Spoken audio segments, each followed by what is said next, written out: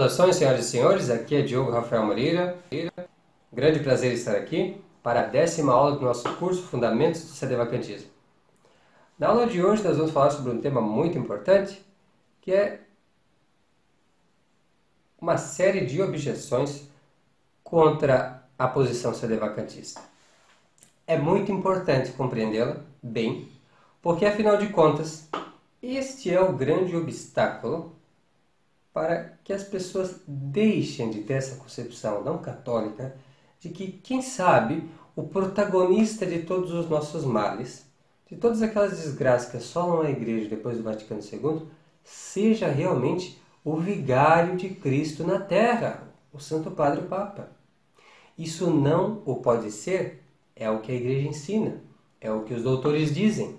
Não pode acontecer que o doce Cristo na Terra seja a causa das nossas desgraças, das desordens, dos problemas doutrinais e disciplinares que existem na Igreja Conciliar.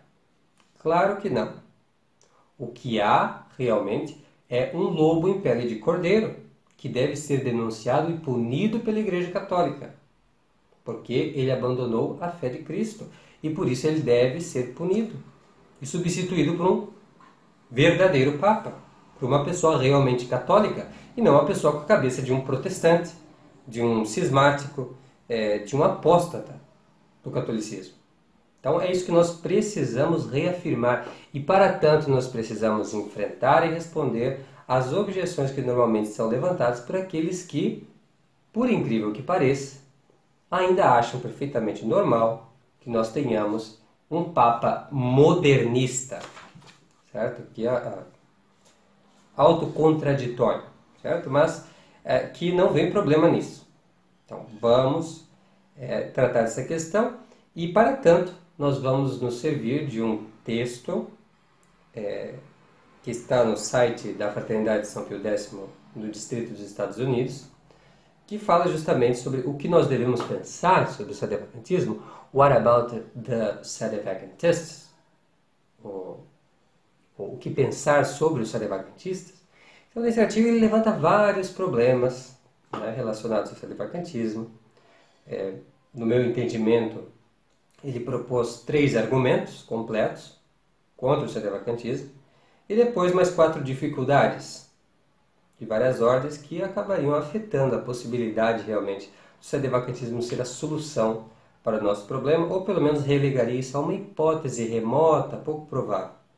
Então, é importante a gente pegar esse texto e examinar e compreender realmente o que ele tem de verdadeiro, o que ele tem de falso, e por que, na verdade, essas objeções que deveriam ser um obstáculo ao sedevacantismo, elas na verdade o recomendam, elas mostram que o sedevacantismo realmente é uma resposta ou a resposta à crise que nós temos agora, e que aqueles que não o querem admitir estão atrasando as coisas na Igreja Católica, certo? Estão prejudicando a Igreja, porque permitem que o lobo fique à solta e faça todo o estrago que faz.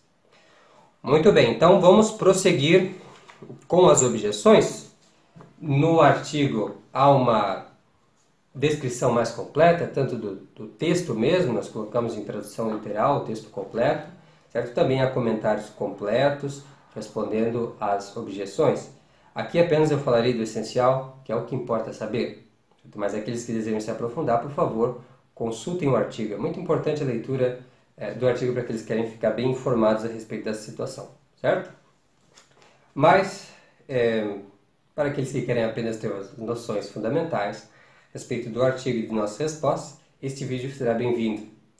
Muito bem, então, a primeira objeção, ela é a seguinte: nós não podemos condenar uma pessoa como herege, a não ser que ela seja um herege formal. Ou seja, uma pessoa que realmente tenha a intenção de não ser católico. E que não tendo essa intenção de ser católico, então realmente é um herege. E este herege formal, porém, para ser identificado, precisa ser questionado pelas autoridades da Igreja, né, para que se identifique realmente que ele é um herege formal. No entanto, não é possível fazer isso Não é possível identificar o Papa como um herege formal. Portanto, o sedevacantismo não pode ser afirmado porque nós não temos como saber realmente se ele tem a intenção de trair o catolicismo ou se ele, na verdade, só está tentando praticar o catolicismo de um jeito diferente. Como se não fosse a mesma coisa. Mas enfim. O problema é que, como nós sabemos, pela última aula, os grandes doutores da igreja, como São Roberto Bellarmino, São Francisco de Sales e Santo Afonso de Ligório, não falam em herege formal. Nem mesmo o Código de Direito Canônico, ele fala de heresia formal, quando se trata de deposição e perda ipso facto de qualquer cargo. Mas ele fala de heresia pública. Todos eles falam somente no caso da pessoa ser manifestamente um herege. E para identificar isso, basta ver seus atos externos.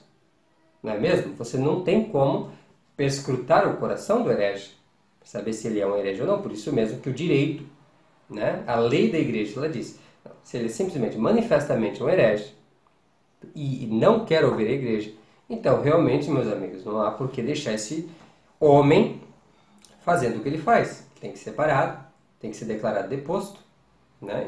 Embora, na verdade, ele já seja deposto pelo fato de querer ser herege. O direito canônico fala em renúncia tácita, ele renuncia ele mesmo, né, ao cargo quando ele quer ser herege em vez de ser bispo ou papa, certo? E então, nós apenas admitimos isso, certo? Na igreja. E esse é o procedimento católico com relação ao herege manifesto. Mas é importante compreender bem isso aqui, certo? Porque isso significa que uma pessoa, até mesmo que não seja realmente um herege, mas que pareça um herege, se comporte como um herege, já é passível de receber esse julgamento por parte da igreja. Quer que eu prove isso para você? Pois eu provo. Então agora vamos citar o grande São Roberto Bellarmino, que fala justamente de um caso destes, certo? Quando ele trata da questão do Papa Libério, famoso problema ali com relação à história da igreja, a questão do Papa Libério. Então, o que aconteceu, afinal, nesse caso? E São Roberto Bellarmino vai nos explicar. Ele diz o seguinte, aqui é um excerto, tá? Vamos lá. Ele afirma assim: ademais, a menos que admitamos que Libério tenha abandonado por algum tempo a constância na defesa da fé, seríamos compelidos a excluir Félix II, que foi pontífice enquanto Libério estava vivo, do número dos papas. Mas a Igreja Católica venera o próprio Félix como papa e mártir. No entanto, pode ser que Libério nem tenha ensinado heresia, nem tenha sido um herege, mas tenha unicamente pecado por um ato externo, como fez São Marcelino. E aqui agora, depois o São Roberto Bellarmino explica, né, que ele ficou um tempo antipapa, o Félix, né, mas que depois disso, então, o que aconteceu? Né? Então, 2 anos mais tarde, sucedeu o lapso de Libério, do qual falamos acima.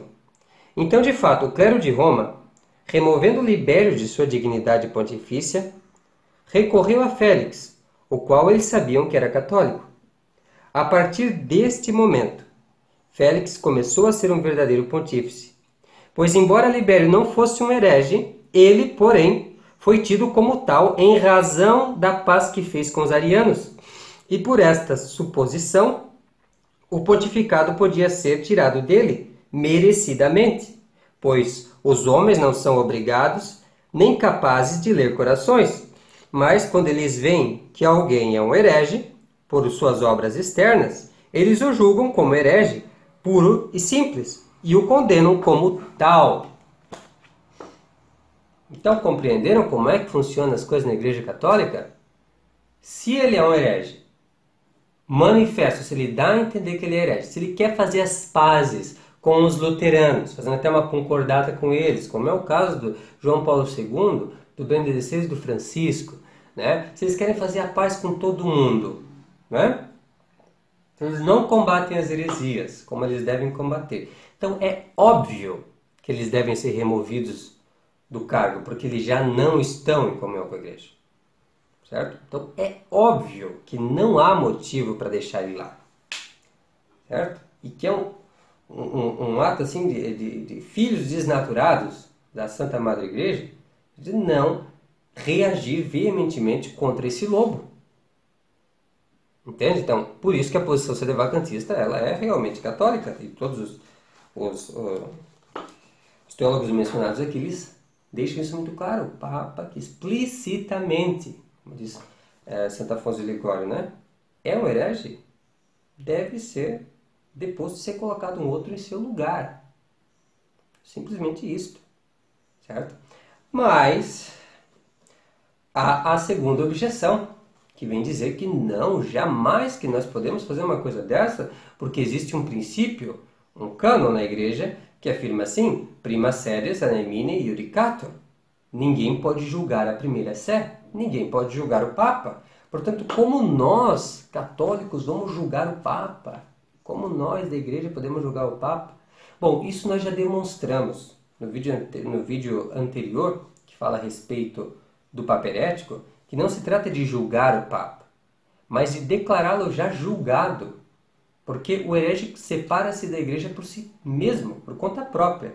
Então nós apenas vamos declarar o que ele já fez, vamos reconhecer um fato e não determinar um fato. Nós vamos simplesmente reconhecê-lo. E quem endossa esse pensamento católico, certo? Não é ninguém mesmo do que um Papa, né? O Papa Inocêncio III, que inclusive é um grande canonista. Esse Papa ele diz claramente que se por acaso ele disser uma heresia, ele deixa de ser Papa. E a igreja tem toda a razão para julgá-lo. Eu vou citar aqui um dos sermões dele, mas há 2 sermões, certo? Mas eu citarei apenas um, mas no artigo você pode encontrar o outro também, certo? Mas vamos a este aqui. Vamos lá. Assim diz Papa Inocêncio III. Sem a fé é impossível agradar a Deus, e assim a fé da Sé Apostólica nunca falhou, mesmo nas circunstâncias mais atribuladas, sempre se mantendo intacta e resoluta, de modo que o privilégio petrino permaneceu constante e inabalável.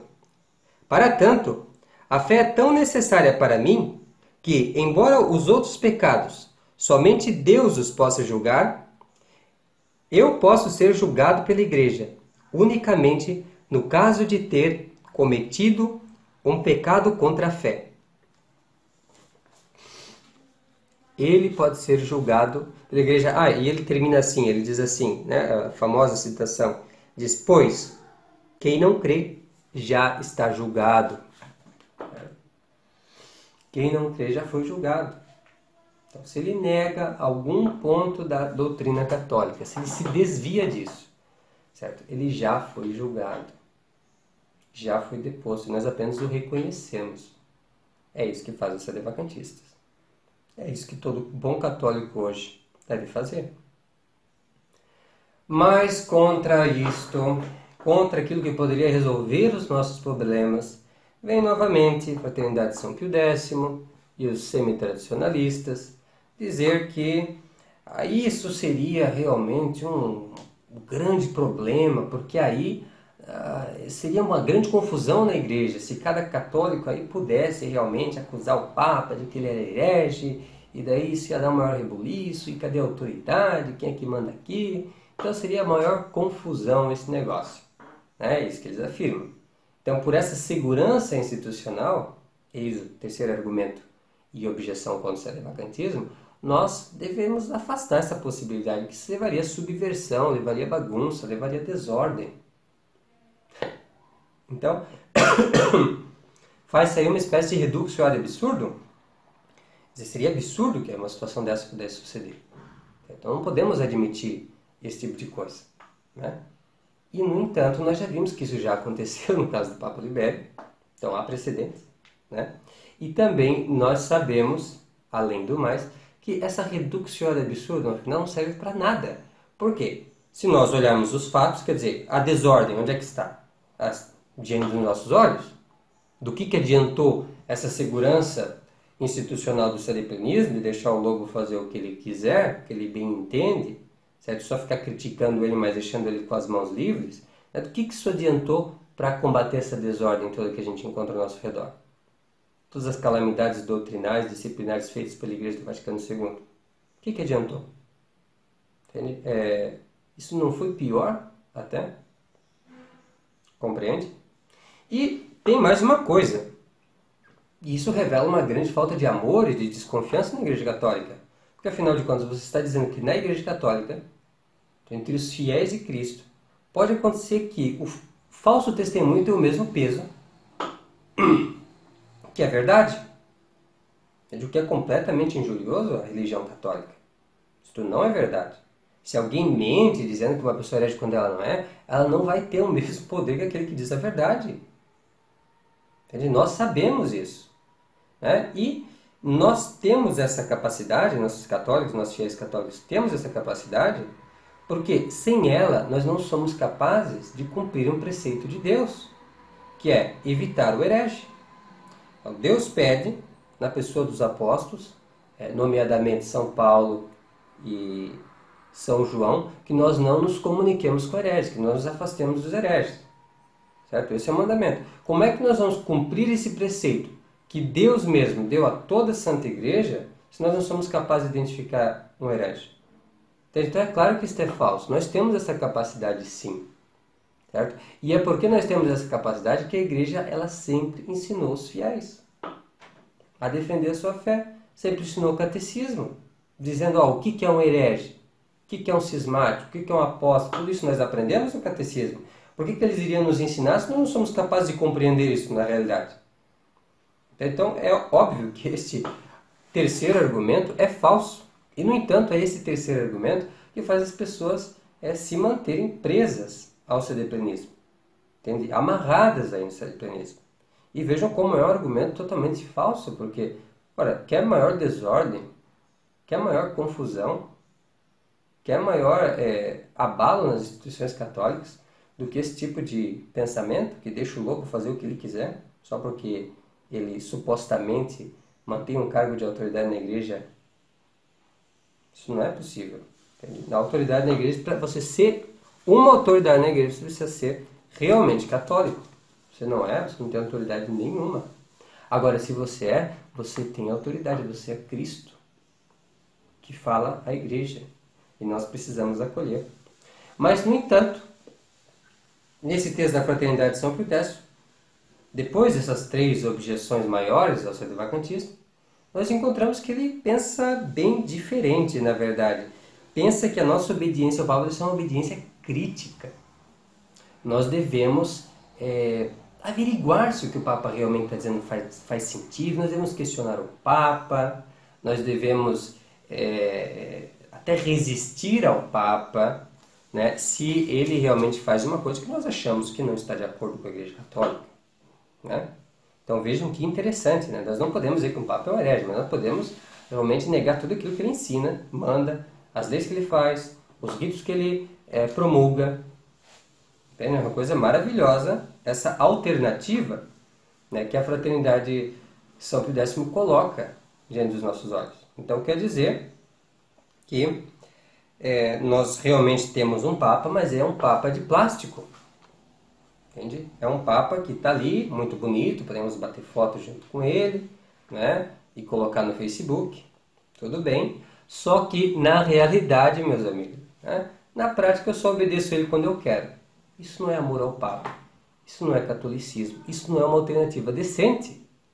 Se é verdadeiramente o Papa, o vigário de Cristo na Terra, nós devemos obedecê-lo porque ele é o guardião da fé. O Papa, não o herege manifesto, que se disfarça de Papa e que é um usurpador. Mas o Papa é vigário de Cristo na Terra. Certo? E vamos, se a Fraternidade Sacerdotal, São Pio X, seus membros começassem a refletir sobre isso, eles logo veriam que a única possibilidade do catolicismo hoje, né, é o sedevacantismo. Mas vamos, para impeli-los a fazer isso, vamos citar aqui São Pio X, que é o padroeiro da fraternidade, e que nos ensina qual deve ser a nossa postura diante do Santo Padre o Papa. Então vamos ver realmente como é que um católico se porta diante do Papa. Claro que o que São Pio X ensina aqui é algo que a Igreja sempre ensinou. É algo que nós sempre soubemos, é algo que está no catecismo, é algo que está em todos os lugares. Certo? Mas vamos realmente tomar isso aqui com muita atenção. Porque ele está sendo o porta-voz de uma verdade católica que todos nós devemos seguir. Certo? Ele diz o seguinte: o Papa é o guardião do dogma, da moral, é o depositário dos princípios que formam honestas as famílias, grandes as nações, santas as almas. É o conselheiro dos príncipes e dos povos. É a cabeça sob a qual ninguém deve sentir-se tiranizado, pois representa o próprio Deus. Ele é o Pai, por excelência, que em si reúne tudo o que pode haver de amável, de terno, de divino. Parece inacreditável e é contudo doloroso que haja padres aos quais se deve fazer esta recomendação: amai ao Papa. E como se deve amar o Papa? Não por palavras somente, mas por atos e com sinceridade. E se nosso Senhor Jesus Cristo dizia de si mesmo: se alguém me ama, guardará a minha palavra. Assim, por mostrar nosso amor ao Papa, é necessário obedecer. É por isso que, quando se ama o Papa, não se fica a discutir sobre o que ele manda ou exige e procurar até onde vai o dever rigoroso da obediência e a marcar o limite dessa obrigação.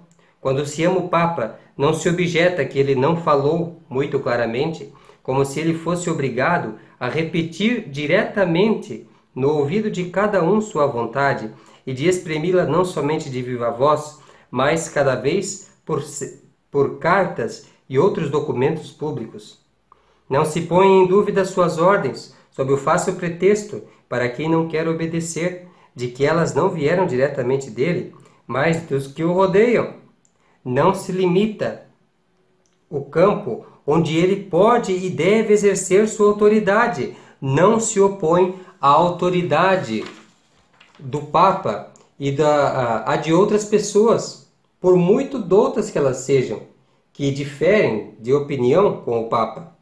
Por outra parte, seja qual for sua ciência, falta-lhe santidade, pois não poderia haver santidade onde há dissentimento com o Papa.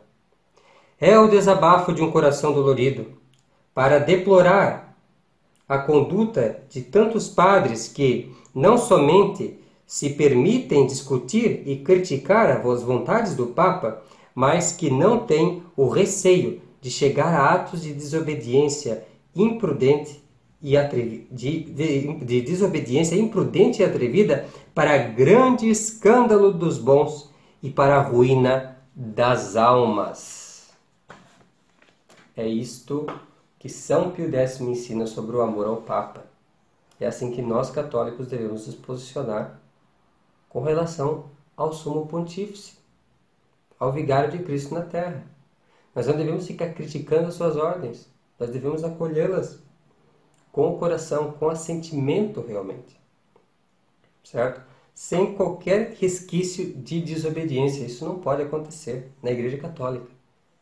E, no entanto, quem faz campanha, né, pela tradição, muita gente que faz campanha pela tradição católica, pela santa tradição, não vê problema nenhum em falar mal do Papa, em debochar, em até tirar sarrinho dele. Problema nenhum. Né? Esse que eles acreditam que é o Papa, eles não veem problema. Eles só veem problema no sedevacantismo, que é uma coisa, que orgulho, que coisa terrível, né? Que desobediência, que protestantismo. Mas eles não param para olhar para si próprios e viu quão grande é essa trave que eles têm nos olhos.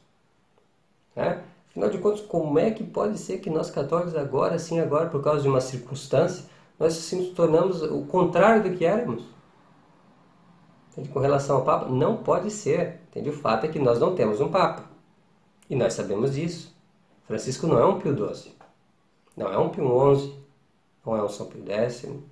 Não é um Gregório XVI. Não, ele é mais um Lutero, um Ário, um Maomé. É isso que ele é. Entende? Então nós precisamos dar o nome certo às coisas e tomar as medidas adequadas para colocar a casa em ordem. Certo? Então é isso que nós devemos fazer. Então esta alternativa da Fraternidade de São Pio X, que coloca a posição da fraternidade ou a posição do fiel católico acima da posição do Papa, não é uma alternativa que presta. Certo? E por isso nós não aceitamos e nós mantemos o nosso sedevacantismo.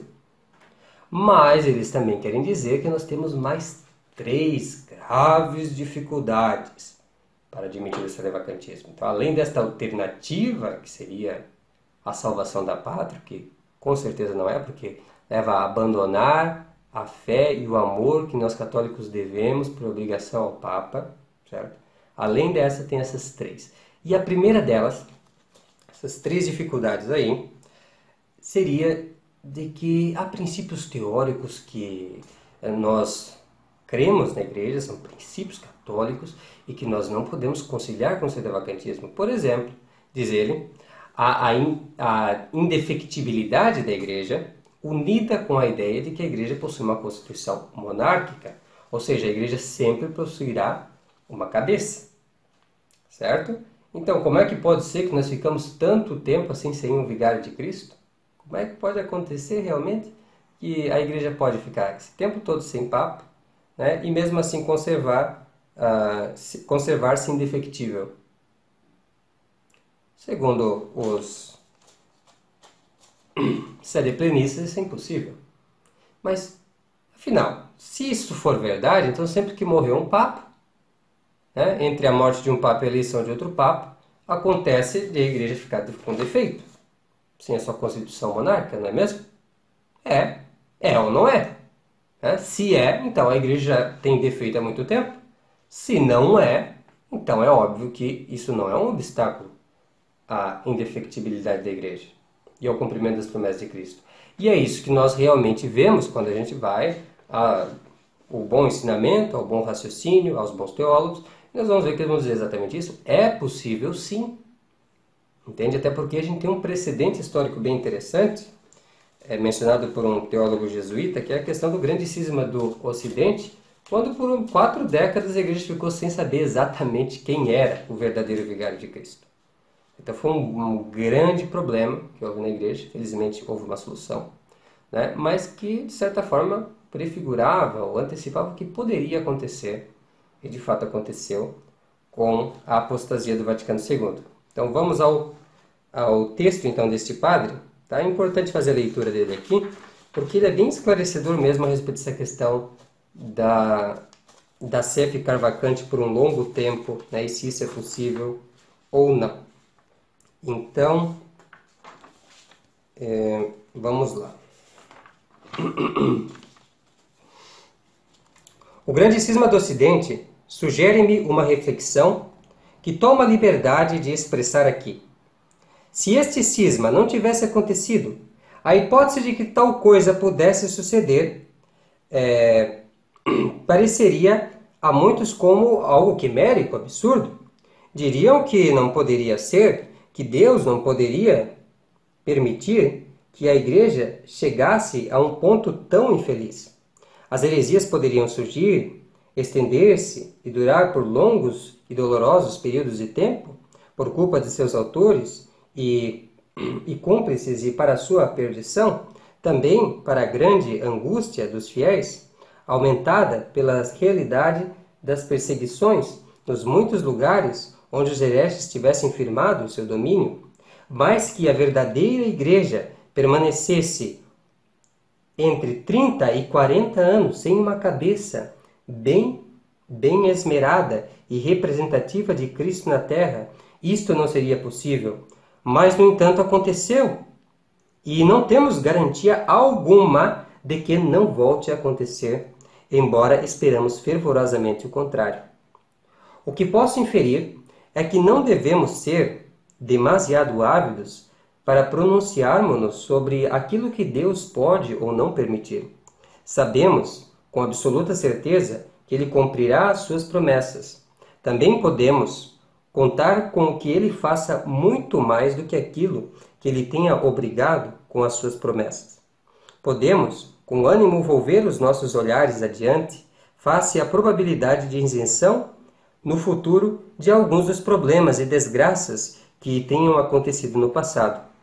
Mas nós, ou os nossos sucessores, nas futuras gerações de cristãos, veremos talvez males mais estranhos do que os que, até agora, foram experimentados, até mesmo antes da aproximação imediata daquela grande consumação de todas as coisas na terra que precederá o dia do juízo. Eu não me estou a fazer de profeta, nem pretendo ver prodígios infelizes, dos quais não possuo conhecimento algum. Tudo o que pretendo dar a entender é que as contingências em relação à Igreja, que não estão excluídas pelas promessas divinas, não podem ser consideradas como impossibilidades práticas simplesmente porque seriam terríveis e desesperantes num grau muito elevado. Então, este é um ensinamento e muito claro, e muito óbvio, e muito evidente, né, que realmente pode acontecer. Nós não sabemos o que pode acontecer, as contingências da igreja. E pode realmente acontecer que nós tenhamos uma vacância longa. O que não pode acontecer é que o representativo, a cabeça esmerada da cristandade, seja um herege manifesto. Isso não pode ser. Certo? Isso é o que ensina a igreja. E, detalhe, se isso fosse, aí sim, meus amigos, aí sim a igreja seria realmente defectível. Porque poderia haver realmente um defeito na sua profissão pública de fé. Nós teríamos a cabeça da igreja, o chefe da igreja, que não é capaz de professar a fé católica visivelmente.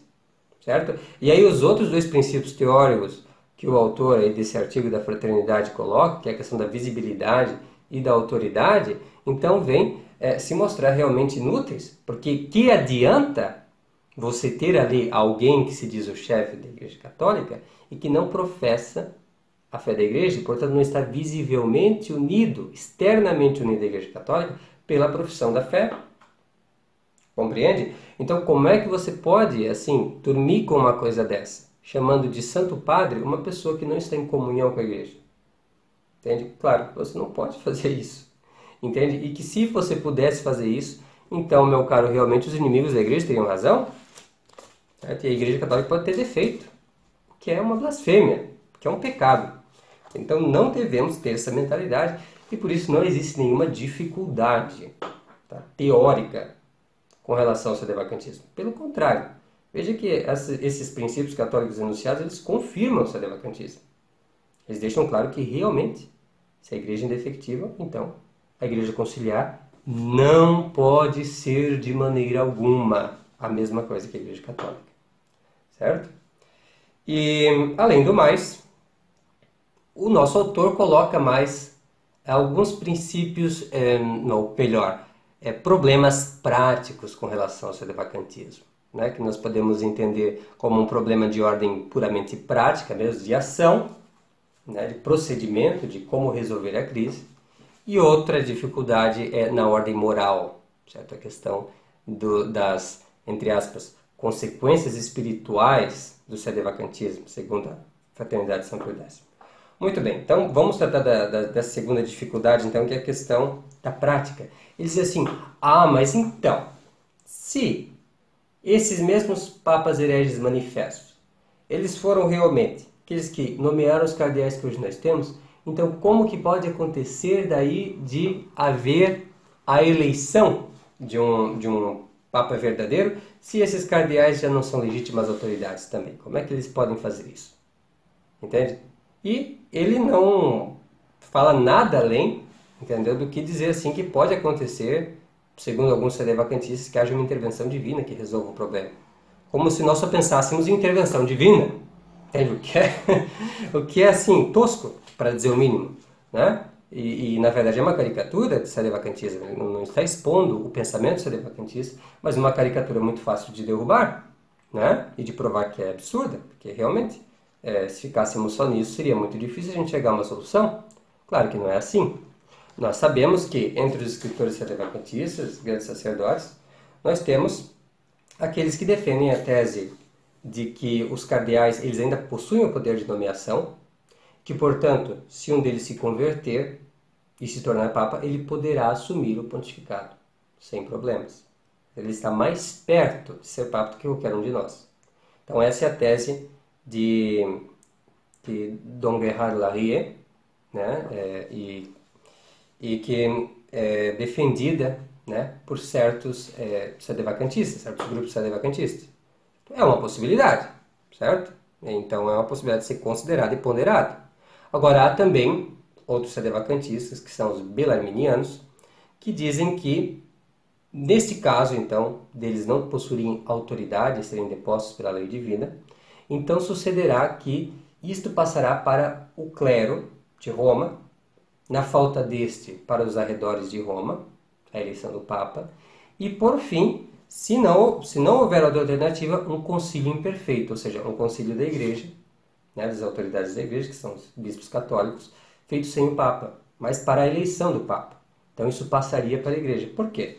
Porque nessas duas alternativas, vislumbradas pelos autores sedevacantistas, se contempla que a Igreja ela é realmente uma sociedade perfeita, que, portanto, ela possui todos os meios para atingir os seus fins, que é a salvação. Então, com certeza, a Igreja jamais vai acontecer uma situação em que ela não vai ter condições de se restabelecer, entende? De restabelecer sua cabeça, que é o vigário de Cristo na Terra. E essa posição sedevacantista, ela não é construída ad hoc, ou seja, para resolver o problema aqui, né? Mas ela se fundamenta em teólogos, né? Ela se fundamenta em autores católicos. Entende? Ela não se baseia numa coisa inventada só para resolver o problema do Vaticano II, mas para resolver a hipótese de acontecer o colégio de cardeais ser assassinado, qualquer coisa assim, que os teólogos já haviam contemplado essa possibilidade. Entende? Então é importante compreender como é coerente e como é católico na sua origem, nas suas conclusões, o sedevacantismo. E por que esse problema prático, na verdade, não existe? Agora, ele vai existir se nós nos recusarmos a discutir, e é justamente o que a Fraternidade São Pio X faz. Eles admitem o lobo como cordeiro, como ovelha, né? E não falam no assunto. Do que nós vamos fazer para tirar esse homem dali? Né? E, no entanto, nós sedevacantistas, né, nós tomamos esse trabalho, né, de realmente tentar compreender a situação, que nós já fizemos, e de achar uma solução, e essas são as soluções. Agora nós precisamos nos reunir, nos unir e estabelecer o que é o melhor, o mais adequado. Entende? Mas para isso é preciso estar aberto à discussão do assunto e não ficar nesse esconde-esconde, né, da Fraternidade São Pio X, porque não está certo. Eles têm que se apresentar para a gente e começar realmente a vestir a camisa, né, e a batalhar de verdade aí pela restauração, né, das instituições católicas, ou talvez devolução das instituições católicas aos verdadeiros católicos, né? E além disso, além dessa dificuldade prática, há, por fim, a última. E esta é, na verdade, uma calúnia bem bonita, né? Uma calúnia bem grande contra os sedevacantistas. Ela afirma que existem consequências espirituais do sedevacantismo, certo? Que você vai se tornar um monstro se você for um sedevacantista, né? E nós já conhecemos bem essa propaganda, né? Mas nós sabemos bem o que ela vale. E ela não vale nada. Realmente ela é uma calúnia. Isso é um pecado que essas pessoas fazem, certo? Sujando a nossa imagem. Então a primeira coisa que eles fazem é dizer assim: o sedevacantista ele é um fanático. É uma pessoa que ele acha que ele tem uma certeza absoluta e ele quer que todo mundo acredite naquilo. Entende? Como se fosse realmente um grande pecado você reconhecer uma coisa que tem evidência. Né? Você dizer a verdade. Não, agora eu preciso mentir para as pessoas, né? Para que eu não seja um fanático. Eu preciso mentir, eu preciso dizer que as pessoas não precisam reconhecer o fato que está ali para todo mundo ver. Entende? Isso é completamente ecumenista, tá? Completamente anticatólico. Nós não devemos ser assim. Nós devemos dizer a verdade para as pessoas. É a melhor forma de caridade. Então, por que denegrir a nossa imagem dessa forma, dizendo que somos fanáticos, quando somos apenas católicos? Não é? E eles vão além disso. Além de nos chamar fanáticos, eles vão entender que somos protestantes. Exatamente isso. Eles dizem que o sedevacantismo ele vai levar você a querer julgar tudo e todos, e você não vai ter mais autoridade senão você próprio. Entende? Quando, na verdade, quem age como protestantes são eles que escolhem o que o Papa deles ensina. Eles acreditam só naquilo que eles querem, eles ficam revisando o que o magistério ensina.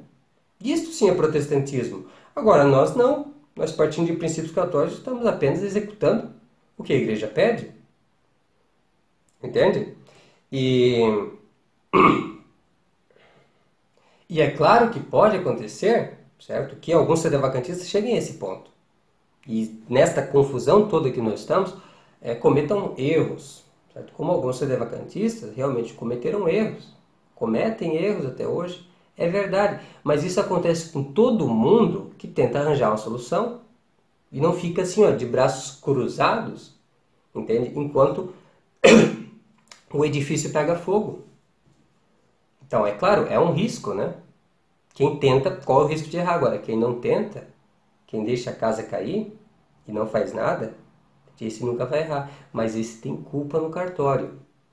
Entende? E é isso que nós, sedevacantistas, denunciamos e por isso que nos odeiam. Porque nós falamos a verdade, nós mostramos o que está acontecendo. São covardes, sim. Esses padres da Fraternidade de São Pio X, certo? Que dizem que são realmente católicos e que tratam o magistério que eles reconhecem como magistério católico da forma que eles tratam, eles são, olha, verdadeiros traidores da fé católica. Porque como é que você pode realmente fazer um negócio desse? Como é que você pode dizer que você crê naquilo que o catecismo ensina sobre o Papa quando você, na verdade, detesta o seu Papa? Eu realmente o detesto. É preciso ser sincero, é preciso ser íntegro. Entende? E para isso a gente precisa ter uma postura firme com relação a esse problema e não ficar fugindo dele. Certo? Então, seriam essas as objeções da Fraternidade de São Pio X, ao sedevacantismo, que eu colhi nesse artigo referido, e que estão em mais detalhe discutidas, né, no nosso site, principalmente nesse artigo que publicarei junto com o vídeo. Certo? Qualquer dúvida e qualquer objeção a mais, por favor, não deixe de entrar em contato com a gente, certo? Eu fico muito grato e muito feliz realmente, né, por poder ajudar e servir a você. Muito obrigado, fique com Deus e até a próxima. Tchau, tchau.